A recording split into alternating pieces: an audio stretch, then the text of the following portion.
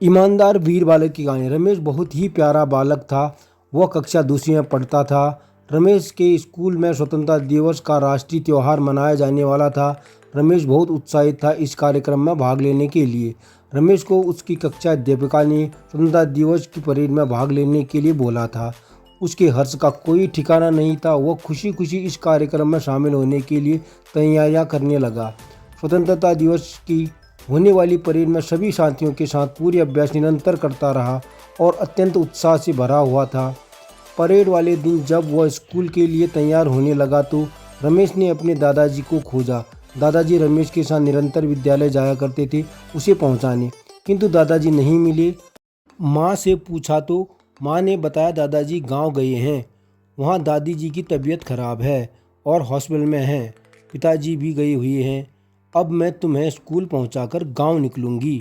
रमेश ने यह बात सुनी तो बहुत दुखी हुआ और वह स्वयं भी दादाजी के पास जाने के लिए जिद करने लगा। इस पर उसकी माँ रमेश को अपने साथ लेकर गांव चली गई।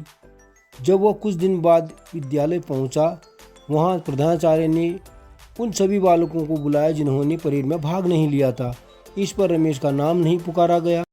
बाकी सभी विद्यार्थियों को उनके अभिभावक को लाने के लिए कहा गया। रमेश ने सोचा कि मेरा नाम प्रधानाचार्य ने नहीं बोला, लगता है वह भूल गए होंगे। रमेश प्रधानाचार्य के ऑफिस में गया और उसने प्रधानाचार्य से कहा कि मैं भी उस दिन परेड में शामिल नहीं था, मगर आपने मेरा नाम नहीं लिया, क्या मुझे भी अपने माता पिता को बुलाकर लाना है? रमेश के इस सरल स्वभाव को देखकर प्रधानाचार्य खुश हुए और उन्होंने रमेश को बताया कि तुम्हारे माता पिता ने फ़ोन करके तुम्हारे स्कूल ना आने का कारण मुझे पहले ही बता दिया था। तुम्हारी ईमानदारी से मुझे खुशी हुई। तुम अच्छे से पढ़ाई करो और अगली बार परेड में निश्चित रूप से भाग लेना। इस कहानी से हमें क्या सीखने को मिला? सदैव सत्य बोलना चाहिए और सत्य का साथ देना चाहिए। व्यक्ति का स्वभाव ही उस व्यक्ति का परिचय है। आज की वीडियो में इतना ही। नेक्स्ट में फिर मिलेंगे, तब तक के लिए बाय बाय, टेक केयर।